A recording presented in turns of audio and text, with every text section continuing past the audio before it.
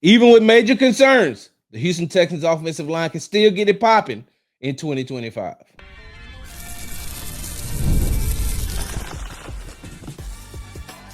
You are Locked On Texans, your daily podcast on the Houston Texans. Part of the Locked On Podcast Network, your team every day. Battle Red Nation! Welcome to Tuesday's edition of the Locked On Texans podcast, part of the Locked On Network, your team every day. I am Texas Credential Media member and Texans insider Brian Big Sarge Bearfield. And thank you for making us your first listen of today. On today's show, we will talk about the Texans Redeem Team. Offensive line can get it popping, and Pitre's priorities. Today's show is also sponsored by FanDuel. All right, so on Monday, I had an opportunity to go out to an elementary school in Cypress here in Houston, where they were having an event, a pep rally of sort, for the standardized test that they're about to take, that the elementary school is about to take. And, you know, Toro was out there, the Texans mascot. And the special guest, right? The special guest was none other than Texans defensive back Jalen Pitre. So for the first time since the end of the season, I got an opportunity to speak to Jalen Pitre, myself and another media member. First of all, hey, shout out to that elementary school. Those kids were so excited to see Jalen. I mean, when he came out, the energy, it felt like he was coming out of the tunnel at NRG. I mean, those kids went absolutely crazy. And that's something that you definitely want to see. And that's something that the Houston Texans has done as far as repairing their image here in the city. Because we know those dreadful 3 years prior to D'Amico, the image was not good. And Jalen Pitre is a hometown guy. He is from Houston, Texas. So he knows what it was like. He was watching when he was at Baylor. He was watching what the Houston Texans were going through. And he even went through a year of it before D'Amico got here, before D'Amico got to Houston. And so just to see that reception that he got, to see that energy and that love that he got in the cafeteria, it was amazing. But after the event, we got a chance to speak with Jalen Pitre, and you can tell that his priorities are straight. His priorities are in order. Jalen Pitre is part of that 2022 draft class that consisted of Derek Stingley Jr., that consisted of former offensive lineman Kenyon Green himself, Christian Harris, Damian Pierce. Like, those people are in that draft class. John Mechie. That draft class is that class that was the start, basically, of the actual rebuild and what they're using now to continue to move forward. Derek Stingley just got the bag. Everybody knows that. We've talked about that a lot. He just got the bag. Kenyon Green is no longer here. We talked about Christian Harris. We talked about Damian Pierce. We talked about John Mechie. But Jalen Pitre is the interesting piece in all of this, because he's up for an extension. Like, this is the 2025 season is the last season for him on his rookie deal. And so he is up for an extension. Now, we also watched as his season ended in week 12 when he got that pectoral injury against the Tennessee Titans. And when you look at that, you didn't think that was something that was going to end his season, but it eventually did. And the lack of production from that spot was one of the reasons why the Houston Texans couldn't move past the Kansas City Chiefs in the divisional round, because after he got hurt, they brought in Jimmy Ward, safety / nickel, and he got hurt. And so now you're looking at Miles Bryant, who they picked up in free agency last season, a guy who hadn't gotten a lot of reps, who could play that position, but who hadn't gotten a lot of reps. And so now you missed that production. What you also missed from Jalen Pitre being on the field is that third linebacker. We've talked about that a lot here on the Locked On Texans podcast. We've talked about how much Jalen Pitre means to that run support group. We talked about how when he's on the field along with Azeez Al-Shaair and along with Henry To'oTo'o, he is like that third linebacker. There were plenty of times, there's plenty of game film that you can go and you can look at it. You can see him basically almost lined up as that third linebacker. He's a guy that's not afraid to hit. He's a guy that loves to hit, and he's a guy that can also, cover in short areas. He can definitely cover, because you're talking about a guy who's playing safety, going from being the farthest back from the line of scrimmage to coming up basically playing on the line of scrimmage. But what he's able to do in that short space that he's in is provide run support and provide coverage in short areas. And that's something that the Houston Texans, and credit to DeMeco Ryans and Matt Burke and Stephen Adegoji, who is the safeties coach for the Houston Texans, and Dino Vasso, who is the cornerbacks coach for the defensive backs coach for the Houston Texans. All of them as a collective group went into the offseason last year and said, wait a minute, maybe there's another place for Jaylen Pitre to play outside of safety. Maybe we can move him back to a position where he's very familiar with, very comfortable at. And so coming into the season, there was chatter. And then when we got a chance to watch OTAs and when we got a chance to watch training camp, he was right there. He was right in that spot. And so that was the buzz last season. When you look at that, right? When you look at what Jalen Pitre provides, when you look at what he's able to do while he's on the field, you say to yourself, hey, man, there's no way that the Houston Texans can miss out on extending him. The problem comes in when you are talking about the money, when you're talking about the monetary value of Jalen Pitre, someone who had an outstanding rookie year with over 100 tackles and I think 5 interceptions, and then kind of dropped off in his second season. And then in his third season, he got injured. He was injured and had to miss the remaining part of the season. And so now when you sit down with Nick Caserio, him and his representatives, when they sit down with Nick Caserio, you have to realize, you have to figure out how much of that monetary value going to be. How much do you value Jalen Pitre? And I don't mean Jalen Pitre as a person. I mean Jalen Pitre as a player. Nick Caserio is going to have to think about that.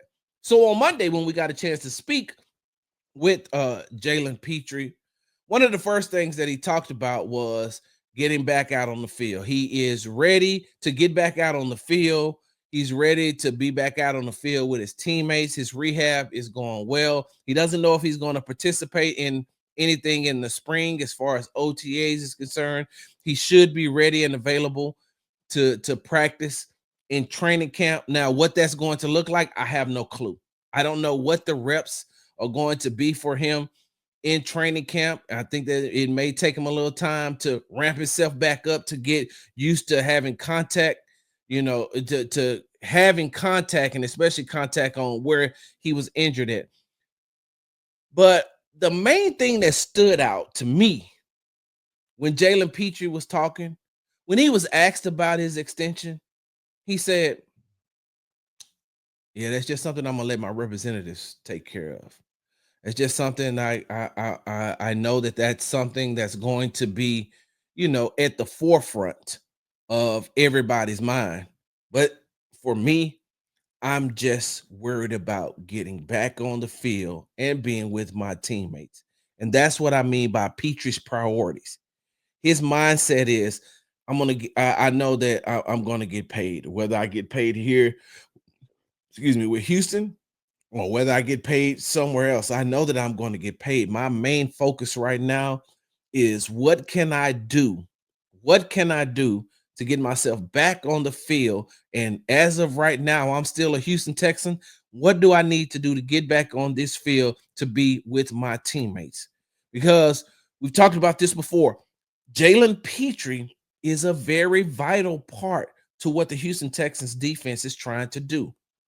Yes, you have that constant rotation of that defensive line anchored by Danielle Hunter and Will Anderson Jr. Yes, You have the quarterback of the defense and Azeez Al-Shaair, who makes everything go as playing that middle linebacker position. We've seen what Henry To'oTo'o was able to do. We know that on the outsides, you have Kamari Lassiter and Derek Stingley. They're pretty much locked down corners.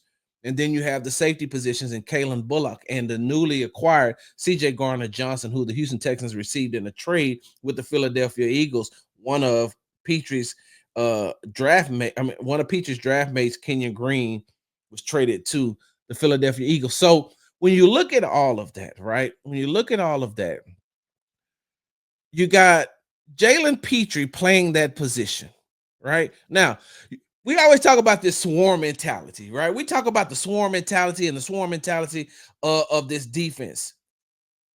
Kamari Lassiter, you know he's swarm. C.J. Gardner-Johnson, and I'm only speaking about defensive backs. You know that Kamari Lassiter is swarm.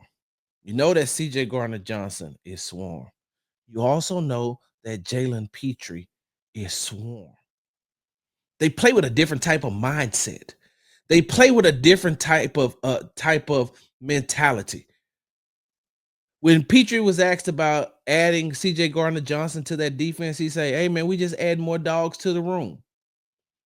Like he has that mentality. He has everything that D'Amico wants in a player, especially at that position. His mindset is exactly where it needs to be. And with his mindset being exactly where it needs to be in that instance, all the time, doing what he's supposed to do in the right place at the right time, that's all he's trying to get back to. So he has his priorities. He has his priority trait.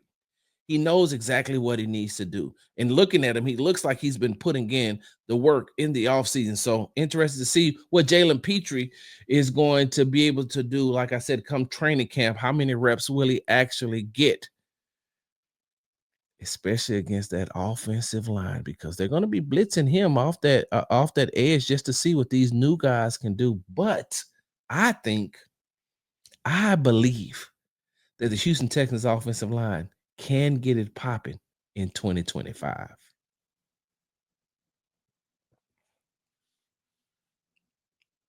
You've probably heard of Chewy. They really do have everything you need to keep your pet happy and healthy. Whether you're shopping for food, treats, or even pet health care, Chewy makes it fast, easy, and affordable. With over 100,000 products from all your favorite brands, Chewy has everything your pet needs, from food and treats to toys, beds, and grooming. And it's not just for dogs and cats. They've got supplies for birds, fish, reptiles, and small pets too. Chewy also makes it easy to manage your pet's health with prescription, telehealth vet visits, and even in-person vet clinics rolling out nationwide. AutoShip is a game changer. You can set up your automatic deliveries for food, treats, or any essentials so you never run out. You can easily change or cancel it anytime. Chewy has everything you need from keep your pet happy and healthy. Right now, you can save $20 on your first order and get free shipping by going to chewy.com or clicking the link in the description. Save $20 on your first order with free shipping by clicking the link in the description. Minimum purchase required.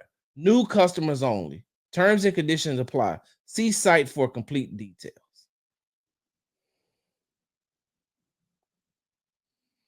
Welcome back to the Locked On Texans podcast. Thank you for making us your first listen of the day. The biggest and major concern for the Houston Texans right now, present day, is the offensive line, right?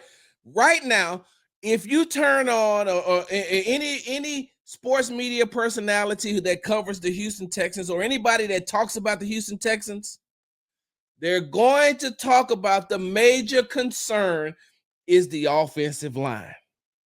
We've talked about it a lot. Others have talked about it a lot.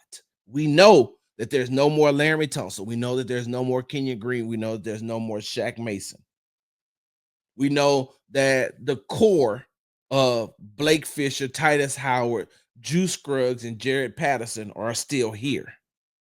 We know that the Houston Texans went out and brought in some veteran offensive linemen like Ed Ingram, like a Trent Brown, like a Laken Tomlinson, like a Cam Robinson, who during the owners meeting, D'Amico Ryan said we brought them in because those guys have played a lot and they have the experience in the NFL. Now, listen, there's going to be a pop quiz at the end of this segment, so I want you to remember what I just said, right?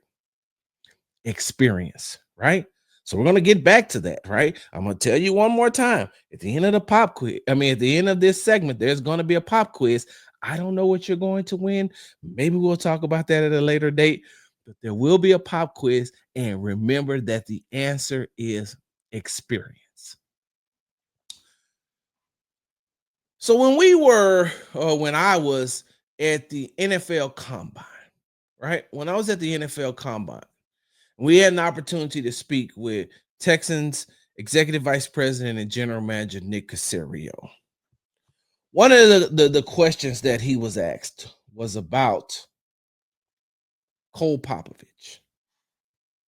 And Cole Popovich was the assistant offensive line coach last season. He has taken over the offensive line coaching duties from Chris Strausser, who is no longer with the team. But it was very, very, very interesting what Nick Caserio said. Nick Caserio said that he talked to a lot of offensive coordinators around the league, and they had nothing but high praise for Cole Popovich. They had nothing but high praise for Cole Popovich and what he could be. When you think about that, right? The major concern for the Houston Texans right now is the offensive line. But maybe Cole Popovich is the fixer. Maybe Cole Popovich can come in and fix everything. And what I mean by fix everything, and it's going to take time. I don't expect them to have everything fixed in year one. But when we're looking later on down the line in year 3, we're looking at what the Houston Texans could be, especially if they're going out and they're going to draft, which, a lot of people are predicting, myself included, that they will pick up a couple of offensive linemen in the draft, something that some players that Cole Popovich can actually develop. Those will be his players, just like Blake Fisher is going to be his player, like Juice Scruggs is his player, like Jared Patterson is his player. He's been with them since they've been in the league, and he's a familiar voice. That one voice that D'Amico Ryan's always talk about in the room, that one voice, he wants one voice in the room.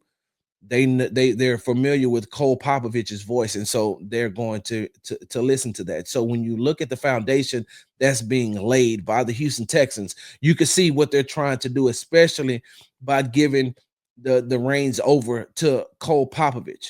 But when Nick Caserio said that he talked to a lot of offensive coordinators and they had nothing but high praises for Cole Popovich, that got me to thinking.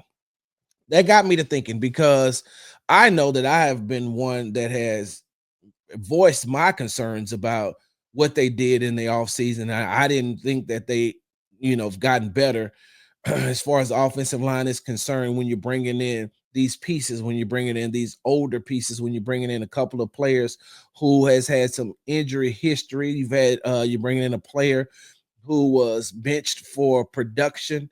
You're bringing in a player who missed almost an entire season. Like, you're bringing in these players who, yes, they have the years and they have the experience in the league. And at some point in time, they were good at their position, but they've gotten older and you don't know what they have left as far as production is concerned, right?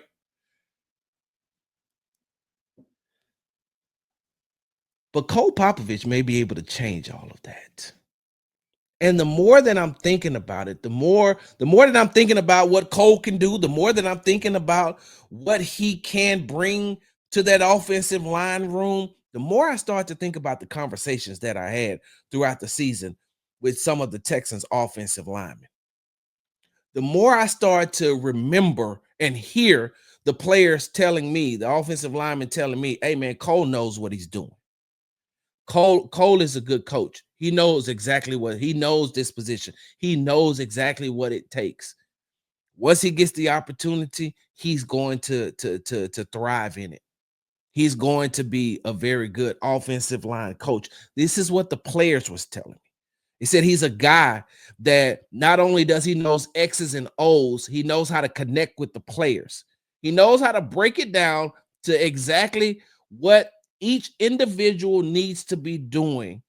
Each individual needs to be doing, and then implement that to make them do it all as a cohesive unit. We didn't get an opportunity to see that last season because Chris Strausser was the offensive line coach, and a lot of times it did not look like the Houston Texans offensive line were on the same page. It looked like they were at a disarray a lot. But from what the players told me, from what the offensive lineman told me, Cole Popovich is one of those guys that's going to be able to rein everything in. That's why after he got hired, and I reached out to a couple of offensive linemen, they told me, yeah, he's the truth. He gonna get us right, Sarge.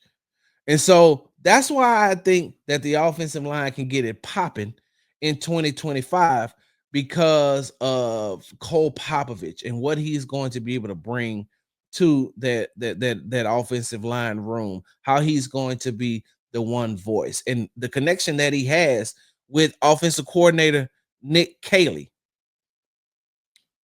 When you look at the amount of players that the Houston Texans brought in as of now, and you look at what they're going to draft, if they can implement the system that Cole Popovich, that Nick Caley wants to run, and they can implement the run and the pass schemes under Cole Popovich, we could be talking about a totally different unit. And I mean, hell, they were the worst. They were the worst of the worst last year. So the only the only thing they can do is go up. It's only up from here for the Houston Texans, especially with that offensive line unit. And so I think that having that one voice, having Cole Popovich in the room, I think that he will be able to help that unit out and to get them all on one accord. Better question is, so who's playing where? I think that's the one thing that's probably keeping Cole Popovich up at night. Hey, who's gonna play where? Where are you playing Titus Howard? Your multi-dimensional offensive lineman, your utility offensive lineman. Listen, I live here in the city of Houston, and the Houston Astros has a player in Mauricio Dubon who can play right field, left field, center field, third base. They played him some at first base, second base, shortstop. He may be able to pitch, he may be able to catch. I don't know, but he can play all the outfield positions. He can play all the infield positions. They move Mauricio Dubon around everywhere. That's the exact same thing that they do with Titus Howard. Titus Howard is the Mauricio Dubon of the Texans. And when you have that, you got to ask yourself, okay, so am I going to put him at the right tackle position where he does thrive at? But I know I can play him at left guard because he plays well there too. And if I put him at right tackle, where do I put Blake Fisher? My up and coming dog on that line. My up and coming guy who has the mentality of I just want to get on the field and I want to maul people. And I'm talking about on the football field. How do I help a player like Juice Scruggs take the next step? Do I play him at the right guard position or do I put him at the center? Well, if I put him at the center, now am I stunting the growth of Jared Patterson, who also played center and someone who CJ is very familiar with over the last 2 seasons? And then what do I do with Cam Robinson? Do I stick him at left tackle or do I put Titus Howard at left tackle? Now, I still got Ed Ingram. Where am I going to place him at? What am I going to do with Laken Thomas? Like, there's a lot of questions that need to be answered by not only Nick Caley, but especially Cole Popovich. because that Houston Texans offensive unit has to take that next step up, and they have to redeem themselves from last season.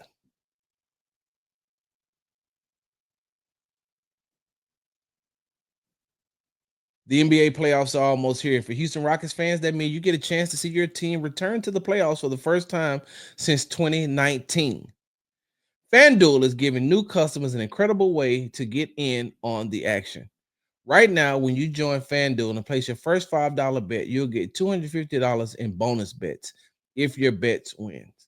I love how FanDuel makes betting so easy, whether it's picking my favorite team or diving into player props. From three-pointers to steals to assists, FanDuel has had so many ways to bet your favorite player props. Plus, after the game tips off, you can even combine live prop bets into a same game parlay for a chance to win big. Don't miss out. Head to fanduel.com and claim your $250 in bonus bets today.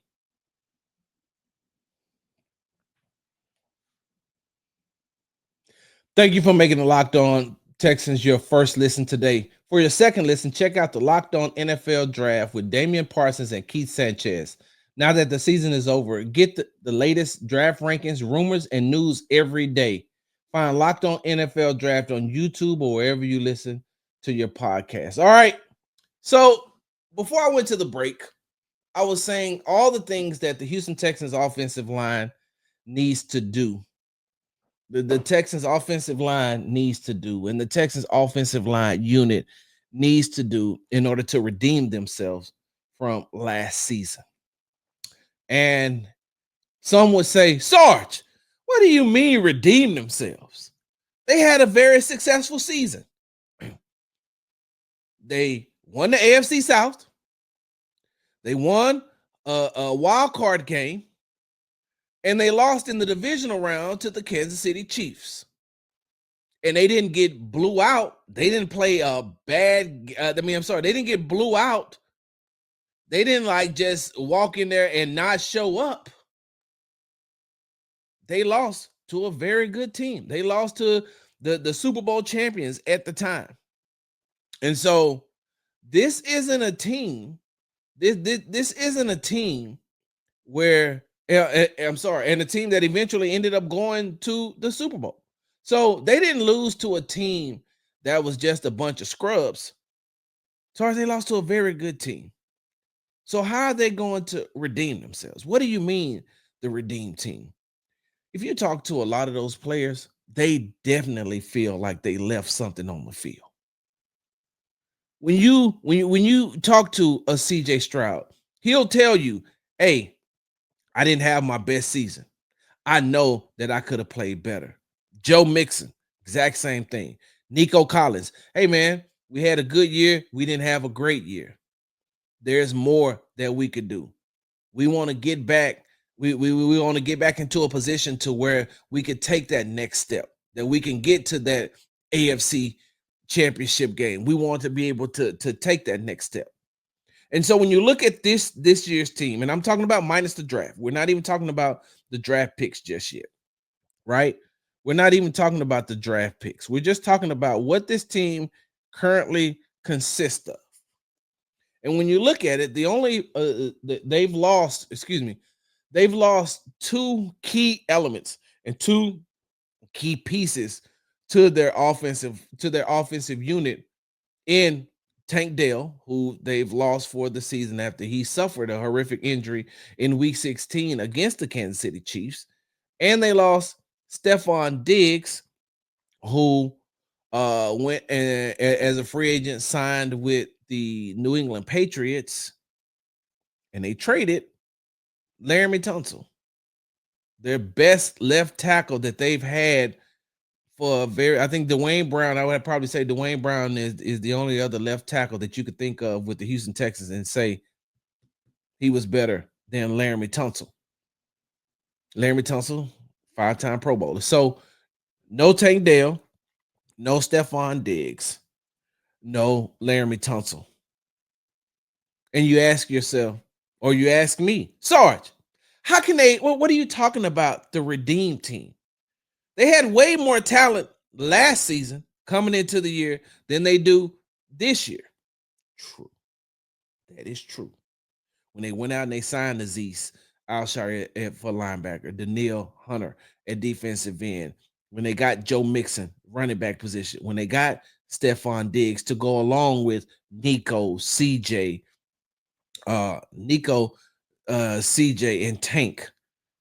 So how they supposed to redeem themselves? You just told us that the guys that they got in the guys that they got in the offseason as far as the offensive line was concerned was a major concern for you. And they brought in Christian Kirk, but can he replace Stephon Diggs? Can he replace Tank Dell? Does he have the I don't want to say the talent. He has the talent, but does he can he give you the production that you know that you can get from a healthy Tank Dell and a healthy Stephon Diggs when he's on the field? How are they supposed to redeem themselves, Sarge, when they didn't make the big splash? You said that they didn't make a big splash. You said, and I'm talking about me, Sarge, you said that they didn't make a big splash in the offseason this year like they did last year. How are they supposed to redeem themselves? Because this is a team. This is a team that has players on it who are the cornerstones of their team that's taking the next step. They're going into another year, gaining another year of experience. When you look at the defensive side of the ball, Will Anderson Jr., a healthy Will Anderson Jr. is all pro. Daniil Hunter just got his extension. They're bringing back Sheldon Rankins. Sheldon Rankins, I know a lot of you all are saying, Sarge, why do you keep bringing up Sheldon Rankins? Because the experience that he has, the knowledge that he has, and the ability to work that in along with defensive line coach Rod Wright, that's going to help. Derek Stingley, we know, is an all-pro. We went through the other players on the defensive side of the ball. We know what they have on the offensive side of the ball. It's time for them, and they have to redeem themselves this year because they didn't get to where they needed to get to last year. And so by redeeming themselves, by being able to take that next step. Now, some of those players that's going to help them get to that next level or should help them get to the next level may be coming out of this draft. There may be some players that get cut at the end of the of training camp that the Houston Texans can add to this team. There's still some trades that could be made by Nick Caserio during the draft to pick up some additional talent. But whatever they have going into the 2025 season, they have to have it on their mind that we finished the last two seasons not where we wanted to be. We have to redeem ourselves. We have to redeem ourselves from the way that our offense looked last season. We have to redeem ourselves for the way that the offensive line unit played. We have to redeem ourselves from the way that we looked on Christmas Day against the Baltimore Ravens. We have to redeem ourselves from not being able to score a lot of points in the second half. You got to redeem yourself. We have to redeem ourselves in our defense being able to take that next step and to stop people, when the offense is not doing what they're supposed to do. Now, I get it. Don't get me wrong. The Texans had a top 10 defense. The Texans had a lot of takeaways, and the Texans had a lot of sacks. But there were certain times during games where they weren't playing up to D'Amico Ryan's level and his standards. So in their minds, if they're not the number one defense, and listen, let me tell you all something. I'm not just, talking. I'm talking about, I'm telling you stuff that I know from the players. The players are saying this. If they're not the number one defense, then there's still a lot of work that needs to be done. If they're not the number one defense in the league, they feel like it's still a lot of work to be done. They don't want to be number two. They don't want to be top five. They want to be number one. On the offensive side of the ball, that's the exact same mentality that CJ Stroud has. Hey, if there's some people that's better than us, then There's more that needs to be done. There's more work that needs to be done. Don't get me wrong, there was some success that the Houston Texans had on last season, but there's still more that needs to be done. And so now coming into the third year, we're looking for D'Amico Ryans to take that next step as a head coach. We're looking at CJ Stroud to take that next step as the quarterback. We're looking at Will Anderson to take that next step. We're looking at Kamari Lassiter. We're looking at Kalen Bullock. We're looking at those players to take that next step. We're looking at Azeez Al-Shaair, someone who definitely wants to show what type of player that he is, because last season he missed time due to injuries and suspension. So he knows that he is a key vital part to stay on the to be on the field. He's a key vital part for the way that that defensive unit runs. So he has to redeem himself. There's a lot of players on the Houston Texans with that redeem mindset. We got to redeem ourselves. We know what we can be. We know what we should be. Now it's time for us to show you who we are. Oh, so tell me again now, what's going to make Cole Popovich, what's going to help Cole Popovich implement his system, his offensive line system, as far as run blocking and run blocking and pass protection is concerned? What was that one word that we used? Thank you for listening to the Locked On Texans podcast. Make sure you like, subscribe, and comment to the Locked On Texans podcast and the Locked On Texans YouTube page. You can find me at Big Sar Sports with the Z at the end on the app formerly known as Twitter. Big Sarge, I'm out.